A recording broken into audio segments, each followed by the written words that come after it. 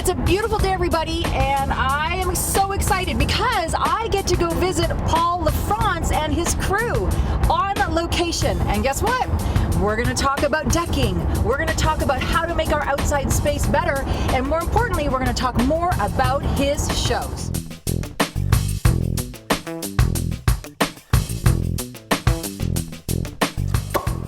Ready, honey? Let's make some TV. All right, here we go. Okay, Paul Lafrance. Great name, just saying. Thank you. We get so many questions, so many inquiries, and it's always about decking and exteriors, and people don't realize you do it all. You're inside, you're outside, Inside and you're and on. outside, yeah. How many shows do you have now? 72. No. 3, 9, 4. Do you even know how many shows you have I don't now? know. I forget. So, Disaster Decks, Decked Out, Deck Wars, Custom Built, Canada's Handyman Challenge. Just Yeah. to name a few. Yeah. Those are the ones, but on other planets, I'm doing other shows. Yeah, a little Yeah. Klingon here or there. I can't release the names of those yet because first contact hasn't happened. But continue. We'll move on with these ones. So can we go through some of the common DIY Yes. deck mistakes? These are the mistakes that you people are making out there. So we're going to clarify and talk a little bit more about it. You ready? Yes. Kind of do like a rapid fire thing. I'm ready. No design plan. That's a big mistake you all make. Terrible error. So if you're going to go into your backyard and build a deck, that's great. A lot of guys can build, they have the skill to do it. But, oh my gosh, for the same amount of money that you would build a 400 square foot deck for, if you pay a designer, like if you were to, for instance, just throwing this out here, hire me through paulafrancedesign.com. No, it's an infomercial, sorry. No, it works. But- Hashtag hire designer. Yeah, hiring a designer, someone who has the creative eye, you can spend less money and have more impact and increase your property value by a large margin. You build it and suddenly you have a dramatic impact as opposed to something that just goes, oh, you built a deck. Oh, nice. How quaint. How quaint. This is my favorite one, I got to tell you, because I can tell you many times I've run into this. Get a permit. Yeah, kind of smart. When a project is done without a permit, I mean the scariest permit-less jobs are when people do a second story deck without a permit. Because they think they can just attach their deck ledger It's to... grandfathered. Yeah, it's grandfathered. It's totally fine. Love that. It is a scary thing when a deck is attached to a house through brick. Yes. People go, it's brick, it's strong, it's made of brick. It's how it's actually It's a veneer. connected. It's a veneer. It's not structural. That's right. And the stories I've heard of decks that have collapsed.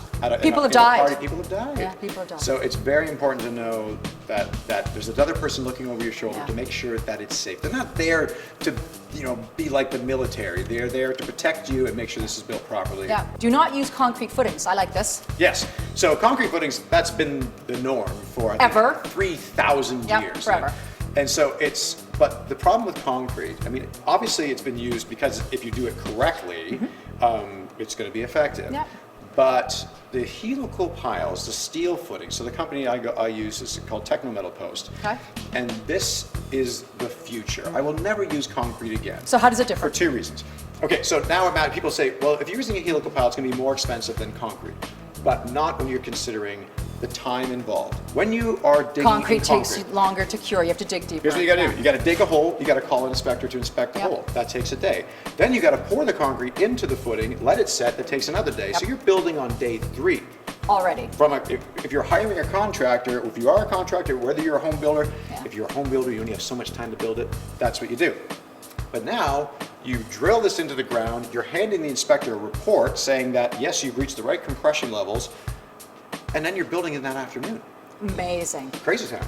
How about do your structural homework? That's interesting. That's kind of what we were talking about. People don't really understand what's keeping that deck up, do they? It is amazing how many second story decks are built where you are 8 feet above the ground. No railing? And either no railing or the structure code. is just slightly above the structural integrity of paper mache, and your family's out on top of there. Not so good. Do your homework. Know how to structure things properly. It might save your life and prison time.